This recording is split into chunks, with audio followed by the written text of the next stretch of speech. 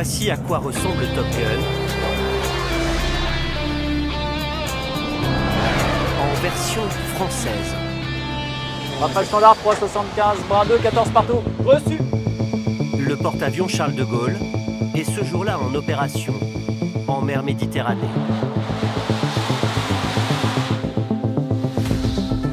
À son bord, 2000 hommes et 22 avions de combat, les célèbres Rafales. Tube verrouillé, obus en chambre, le canon est branché. Ouais, nickel.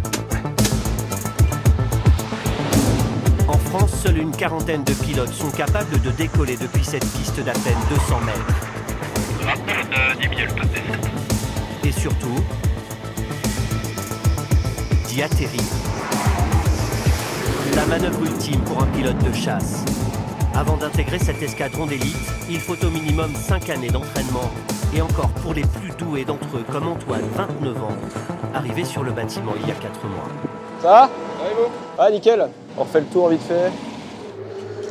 Tête amovible. Ça marche. Le code. Super. Merci. C'est bon pour le cul? Chez ces pilotes, vous n'entendrez pas de Maverick ou de Iceman comme dans Top Gun. Ici, les noms de guerre doivent rester confidentiels, car ils sont utilisés lors de missions très délicates. Merci. C'est bon pour la check? Pareil pour la check. Ouais. Liaison mousqueton, sangle, anti-G, radio, oxygène, velcro, gland, bras, visière, poignet. Nickel, merci. Allez, bon vol, à tout À l'heure. Pour décoller, le Rafale d'Antoine va devoir être catapulté, passant de 0 à 280 km/h en moins de 5 secondes. Le jeune homme réalise ici sa toute première mission d'observation au-dessus de la Syrie. 7 heures de vol, au bout desquelles l'attend son principal défi, revenir sur le porte-avions. Une opération quasi impossible, sans les conseils de l'officier d'appontage. Rouge. Manuel. Vert. Aligne-toi bien. Oui, tu es sur l'axe, mets le nez au bout du bout. Soutiens un peu le nez. Ça se joue à quelques centimètres. Antoine va devoir viser juste et accrocher un câble qui freinera instantanément son avion. Il n'est pas rare que les pilotes doivent s'y reprendre à plusieurs fois. Nickel, merci, il est bon. À plus. Allez, bonne journée. Comment ça s'est passé ce vol? Alors, c'était le défi en fait, c'est que le soleil était dans l'axe. Donc on voit pas forcément très bien et des fois il y a du reflet sur le pont. Donc il faut essayer de s'appliquer, écouter ce que l'officier d'appontage nous dit pour nous guider. C'est de l'adrénaline, c'est à la limite de la peur. Mais là ça s'est passé pas trop mal. À bord du Charles de Gaulle se côtoient plusieurs générations de pilotes. Elles ont souvent un point commun, celui d'avoir rêvé enfant devant les exploits de Tom Cruise alias Maverick, qui fait cette semaine son grand retour sur les écrans.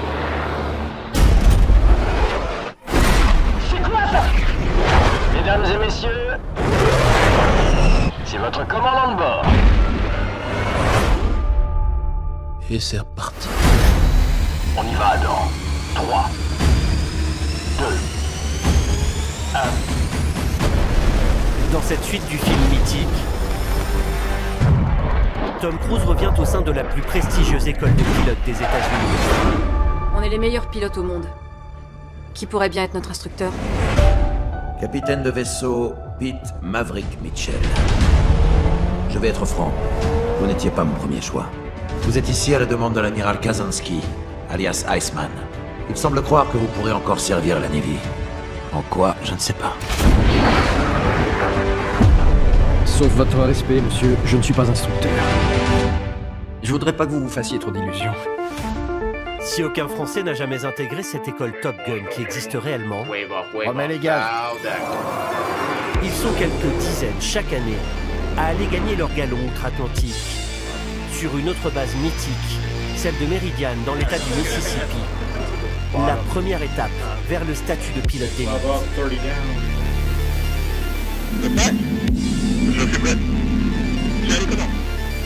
À l'image d'Ulysse, 25 ans, ils vont tenter de faire partie de cette minorité de pilotes capables de se poser sur un porte-avions. S'ils font une erreur ou si on n'aime pas ce qu'on voit dans le ciel, on peut les renvoyer chez eux avant la fin de la formation. Nous allons vous faire partager le quotidien de ces pilotes qui qui rêve de voler, comme Maverick. C'est en 1960 qu'a été inaugurée à Meridian la Training Squadron numéro 7. Située à 7500 km de la France, elle accueille depuis une quinzaine d'années des élèves français. Hello. Comme Sébastien. Hello, sir. Un niçois de 28 ans en formation ici depuis maintenant 2 ans. Là, je vais voler en solo, oui. Donc, il n'y aura personne dans le backseat, à l'arrière. Donc là, je décolle dans à peu près une demi-heure, 25 minutes. Bon vol, monsieur. Thank you, sir. Il fait partie de la vingtaine de Français Ça va, Jill? présents en ce moment au sein de cette unité d'élite. C'est une tenue plutôt de sécurité qu'une tenue de guerre, avec tout le matériel nécessaire en cas d'éjection. Je me sens très chanceux d'être ici. Il y a une sélection de base qui est assez difficile. Du coup, on n'est pas beaucoup d'élèves, effectivement, aux États-Unis, dans cette formation. On est noté à chaque vol et on est briefé sur chaque vol, puis débriefé sur la performance qu'on a fait. Ce qu'on attend de nous, c'est un haut niveau de résultats et donc il y a un petit peu de pression. Ouais. Ici, les Français suivent exactement la même formation que les élèves américains. Certains des instructeurs viennent eux-mêmes de l'école Top Gun. On se voit sur le tarmac. On vole ensemble, on étudie ensemble, on fait tout avec les Américains. S'entraîner à atterrir d'emblée sur un porte-avions serait beaucoup trop dangereux. Depuis son arrivée ici, Sébastien a suivi pas à pas toutes les étapes qui lui permettront d'y arriver. L'apprentissage se fait sur un légendaire appareil de l'armée américaine. C'est un T-45 gauche-côte. On vérifie que l'avion est en bon état avant de partir voler. La vitesse de croisière, c'est autour de 250 nœuds, donc pas loin de 500 km/h. Après, on peut voler au-dessus, et puis quand on fait du... Aujourd'hui, on va voler à basse vitesse, autour de 120 nœuds, donc autour de 200 km/h. Good Max. Avant son premier atterrissage sur un porte-avions, Sébastien devra avoir effectué 130 vols avec son avion. Il lui en reste encore une vingtaine en comptant celui-ci. Le Français doit aujourd'hui piloter à basse altitude afin de simuler une approche en pleine mer. Un exercice qui va durer 1 heure.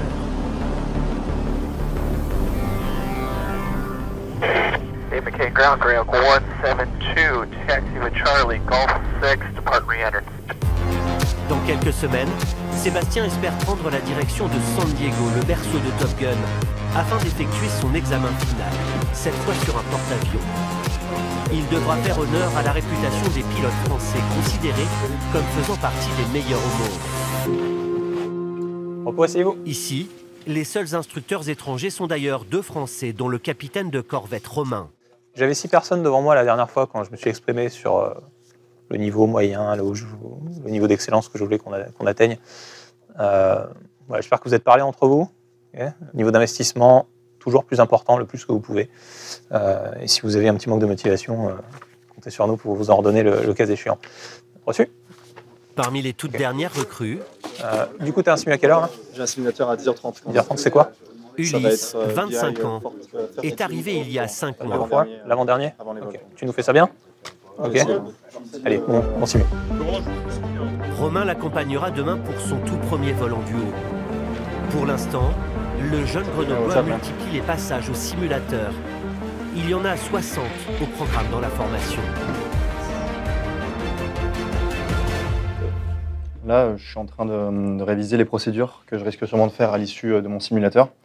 Et je suis en train de m'assurer que je suis au point. Le premier vol, ça va être un moment particulier, pas seulement parce que je vais voler pour la première fois dans un avion en réaction, mais aussi parce que quelque part, c'est un petit peu la première impression qu'on peut donner aux instructeurs. Donc il faut être au niveau pour montrer qu'on est là et qu'on en veut. Salut Ulysse, t'es prêt? Yes, sir, I am. T'es prévu sur le 3204? Correct. On y va. Pour un élève, un simple passage au simulateur peut être éliminatoire si l'exercice se passe trop mal.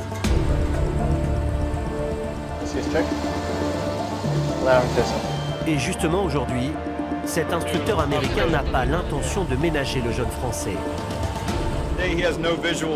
Aujourd'hui, je vais l'entraîner à piloter sans aucune visibilité. Il devra uniquement s'aiguiller grâce aux instruments présents dans le cockpit. C'est ce qui se passe en vol quand la météo est très mauvaise. Taking off 1 right, landing 1 left, overcast 600. Il a dû faire entre 12 et 13 simulateurs déjà. Il a pu apprendre à démarrer l'avion, se familiariser avec l'intérieur du cockpit, tous les boutons et toutes les manettes. Il faut d'abord qu'on s'assure qu'il sait utiliser tout ça ici avant de le faire réellement. Sur cet écran, je peux voir toutes les manœuvres qu'il est en train d'effectuer, son altitude et la vitesse. Pour le moment, ça se passe bien, mais je vais lui en faire bagarre. Ulysse a intégré l'aéronavale après le bac. Jusqu'à son arrivée ici, il ne s'était entraîné que sur des avions de voltige à hélice. Mais les Américains mettent un point d'honneur à tout de suite mettre les recrues dans le bain. Bien, dans l'ensemble, ça s'est plutôt bien passé. Quelques difficultés sur des nouveaux exercices à l'étude aujourd'hui. Mais dans l'ensemble, je suis plutôt content. J'ai rejoint l'instructeur en salle de débriefing pour parler de la mission. Chaque passage au simulateur est noté. L'instructeur rendra son verdict dans quelques minutes. Dans cet environnement particulièrement exigeant, les Français ont su gagner au fil des années le respect des Américains. T'étais dans quel simulateur? I had that 3204, so next to last before the flight. Pour ton premier vol en duo? Yeah. Super. Moi, lors de mon premier vol, je me suis vraiment mêlé les pinceaux. L'instructeur me disait « Tu ne lâches pas, tu continues ». Le fait d'apprendre à se connaître ici, alors qu'on ne vole pas encore très bien, bon, les Français sont meilleurs que nous. Je trouve ça cool. Car plus tard, quand on se retrouvera sur les terrains de guerre, on se connaîtra bien, on aura partagé cette formation et tissé des liens forts. J'aime bien cette idée. C'est bien de se confronter au niveau des pilotes d'autres pays. Et les Français ici, ils nous battent sur tous les points. Ça nous remet à notre place. C'est une bonne chose. Voici le débrief. Thank you so much. Bonne journée. You have a great day, sir. Sauf que visiblement, la note du jour sur le simulateur n'est pas au niveau de ce qu'Ulysse attendait. Rien d'exceptionnel. Vous pouvez lire la conclusion? Je préfère pas. C'est moyen? C'est correct. Le jeune Français semble déçu. Il aura sans doute à cœur de se rattraper dès le lendemain pour son premier véritable vol. Pour les élèves français, le passage à Meridian est aussi une façon de baigner dans l'American Way of Life. Tous logent en général ici autour de ce lac dans des chalets typiques du Mississippi. Salut. Tu veux un café? Moi je veux bien, ouais. C'est dans celui-ci que vit Sébastien en colocation avec 3 pilotes tricolores. Et la quinzaine d'autres n'est jamais bien loin. On vit tous les uns à côté des autres, ouais, pour venir boire le café, comme ce matin. Notre compagnon ici. C'est assez sympa pour pouvoir échanger sur les retours d'expérience des vols, les difficultés, les petites astuces. Ils ont beau vivre entre eux, ils ont épousé les traditions des pilotes américains.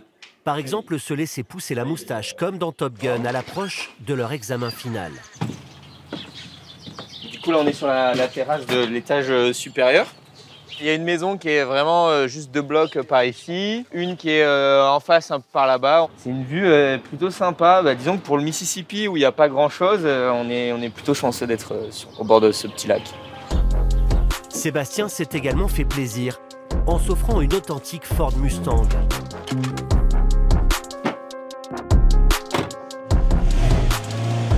Conduire cette belle américaine est l'une de ses rares distractions.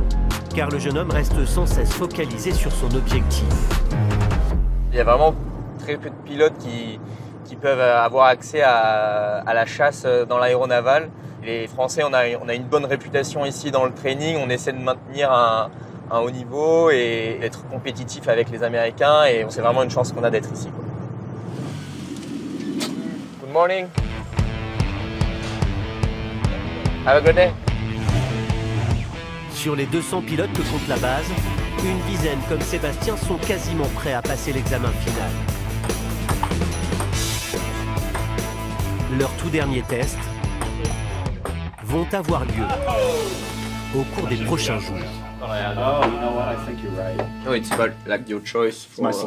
Oui, pour les futures affectations. Can I take a look? Oui, bien sûr. On le taquine un peu. Oui, à cause de son accent français. Et cette bonne guerre.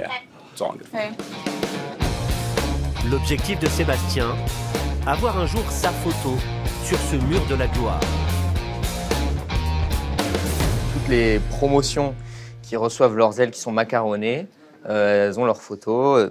D'ailleurs, on peut voir par exemple sur cette photo, il y a 9 Français qui sont macaronnés là, parmi tous les élèves que vous voyez sur l'avion. C'est un grand jour d'un pilote, c'est la consécration, c'est la fin d'une partie et le début d'une nouvelle partie aussi, avec tout ce qui nous attend quand on rentre en France, quoi. De son côté, au petit matin, Ulysse tente d'évacuer son stress à l'approche de son premier vol. Soulève, soulève. Pousse. Encore, une de plus.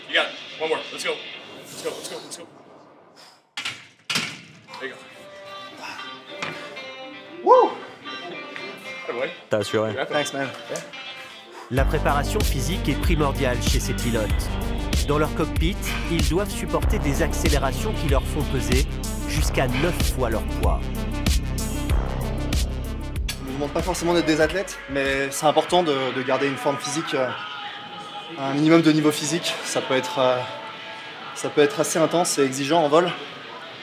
Donc, garder la forme, c'est important.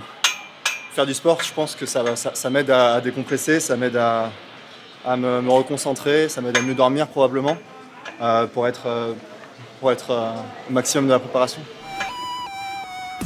C'est aujourd'hui que sa formation entre dans une nouvelle phase. Après 5 mois sur la base, il va pour la première fois prendre les commandes d'un des emblématiques T-45 de l'armée. Pour ce baptême, l'instructeur Romain va tout faire. Salut. Pour tenter de le mettre à l'aise. Ça a volé? Ça a volé. Premier vol, pareil? Pareil. La météo est bonne, on est nickel. T'as bien travaillé hier soir? T'as pu dormir? J'ai réussi à dormir. À quelques minutes du décollage, l'anxiété commence visiblement à gagner le jeune pilote. Et le nombre de simuls que t'as fait, t'es prêt, hein. Tu le sais pas mais t'es prêt en fait. Maintenant, les erreurs que tu risques de faire, c'est de te laisser dépasser par l'enjeu. Il n'y a que ça qui peut faire que tu te mettras en échec sur un vol comme ça. Ça fait longtemps que j'attends ça et j'ai de l'appréhension pour ce vol, mais je pense que je m'y suis bien préparé. Mais il y a tout qui est nouveau pour lui. Lui, il sort du simulateur. La dernière fois qu'il a volé, c'était sur un avion à hélice, c'était en France. Là, il va voler sur un jet, c'est aux États-Unis. Donc déjà, tout l'espace aérien est différent. Donc oui, là, c'est une grosse étape qui va passer. Romain, lui, est un pilote très expérimenté, qui a servi en Irak, en Afghanistan et en Syrie. Il recherche un sang-froid absolu chez ses élèves. Tout ce qu'on fait maintenant, c'est pour que sur le théâtre de guerre, la personne soit capable de réagir à des situations potentiellement nouvelles. C'est ce que je vais regarder dès les premiers vols. Voilà, ce qu'on ne veut pas, c'est des gens apathiques dans les avions. Ça, on n'en veut pas. Et bien, c'est parti. Direction les vestiaires, où Ulysse va revêtir pour la première fois son équipement de pilote de chasse. Désormais, il ne peut plus reculer. Il a plus le temps d'avoir peur maintenant. Il y a une vraie bulle de concentration. Ouais, maintenant on ne dérange plus. C'est bon? Je suis prêt.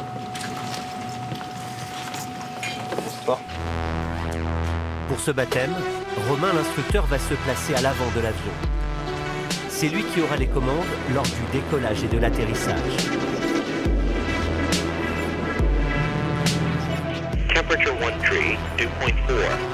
Altimeter tree 0. Mais une fois dans les airs, ce sera au tour d'Ulysse de prendre le manche et de montrer de quoi il est capable.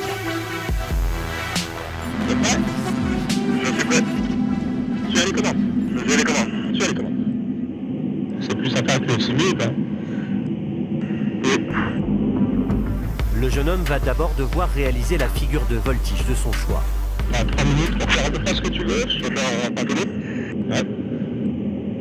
T'as appris à faire ça aussi, pas un peu, non.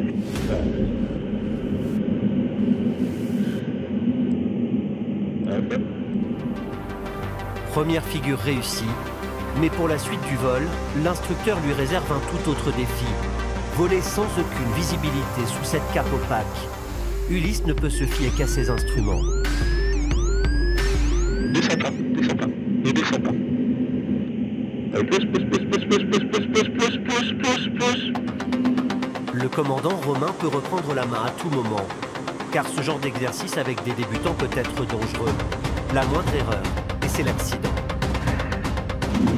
Attention à la vitesse. Heureusement pour Ulysse, le vol se termine sans frayeur. Après 1h30 d'exercice, retour au sol, où ses camarades l'attendent comme le veut la tradition. Généralement, on fait pour le premier vol et le premier solo. Donc on essaie d'être là, ça fait toujours plaisir quand on fait son premier vol dans un avion de chasse d'avoir les gens ici.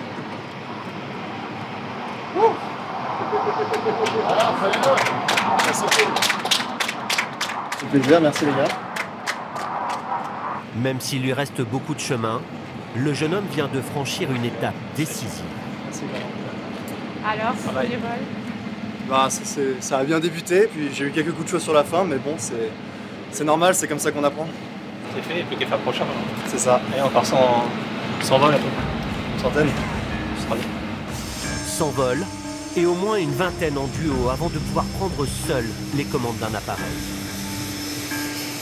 C'est tout un environnement, hein. On a le masque, on a l'oxygène. Waouh, ça met une claque. Enfin, tout ce qui est sensoriel en fait, que ce soit sonore, les odeurs, le son, la respiration. Tout est nouveau dans un nouveau cockpit. Il y a encore beaucoup de chemin. C'est sûr que ça fait plaisir de cocher une case. Mais c'est pas la dernière. Si tout va bien, Ulysse concrétisera l'année prochaine son rêve de devenir un Top Gun français. Un objectif qu'un autre élève et lui a 2 doigts d'atteindre. Avant de savoir s'il peut partir pour San Diego, Sébastien a encore quelques tests à accomplir, dont l'un décisif ce matin. Bonjour, vous êtes en retard? Vous charrie. Bon, on va maintenant revoir une dernière fois les manœuvres à effectuer, parce que ça ne va pas être la même chose sur le bateau. Combien de temps devez-vous attendre avant de vous intégrer dans le circuit? 17 secondes. 17 secondes. Ensuite, vous allez devoir vous annoncer à la radio. Qu'est-ce que ça donne, Sébastien? 1, 2, 3, go shot ball, 2.5, go 7. Exactement. L'accès sera très limité sur le porte-avions. C'est une journée extrêmement stressante pour eux, mais aussi pour nous. On ne veut pas prendre le risque de les mettre en danger.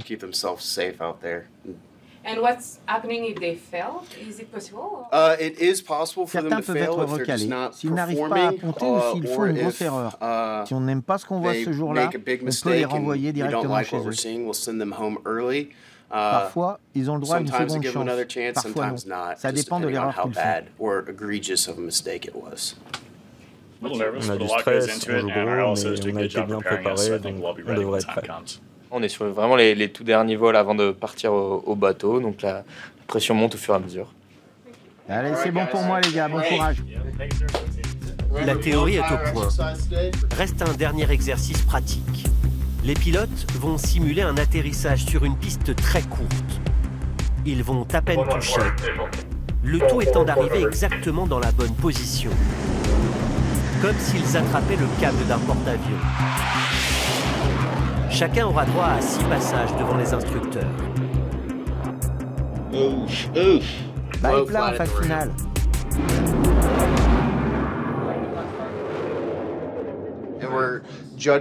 On juge l'alignement et leur maîtrise de l'avion. L'idée, c'est de faire comme s'ils allaient se poser sur le porte-avions.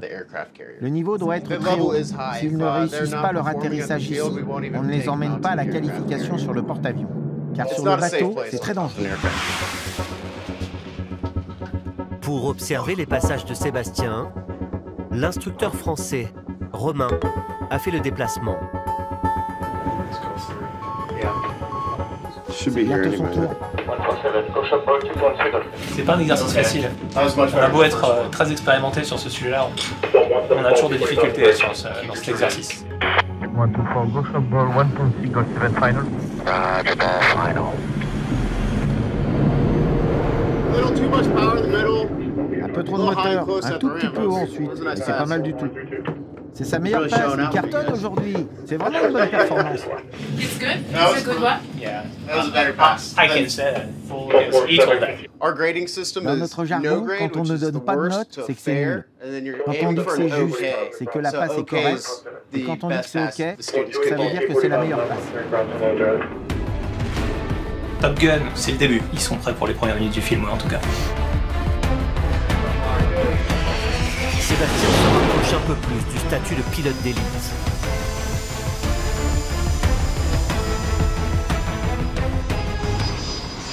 Comment ça s'est passé?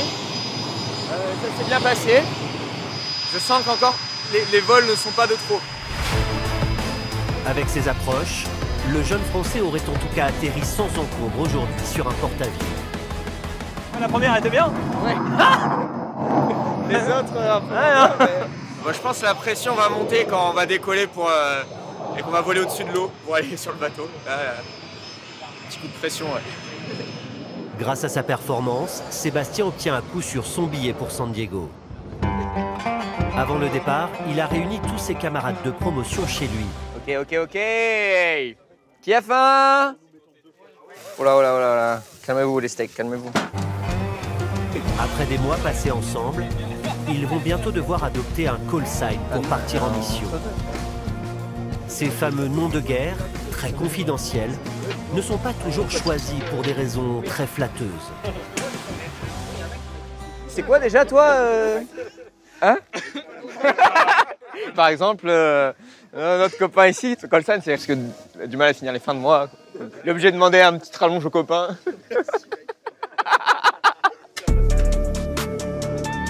Pour Sébastien, l'aventure dans le Mississippi touche bientôt à sa fin.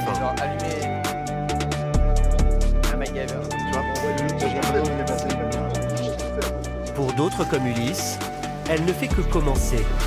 Mais le jeune homme sait déjà qu'elle laissera des traces. On est super bien accueillis ici. On retrouve très vite des camarades avec qui on a fait pas mal de notre formation en fait. C'est-à-dire qu'ils ont toujours été la promotion soit au-dessus, soit juste en dessous et on les retrouve et on tisse des liens au fur et à mesure des années. Oui, c'est clair que ces années-là, elles vont rester gravées, c'est des bons souvenirs. On laisse les gens rajouter leur sauce. Ouais, ça je suis d'accord. C'est très probable qu'à terme on se retrouve en mission ensemble à un moment donné dans notre carrière. Donc c'est l'occasion de vivre des moments sympas ensemble. Et puis peut-être que les moments un peu plus difficiles seront un peu plus faciles à vivre si on est déjà soudés par la formation. Depuis d'autres tournages, la conquête de Top Gun a finalement pris un peu de retard pour Sébastien. Son examen sur le porte-avions a été repoussé in extremis de plusieurs semaines. Le jeune homme va profiter un peu plus longtemps que prévu de la douceur de vie du sud des États-Unis.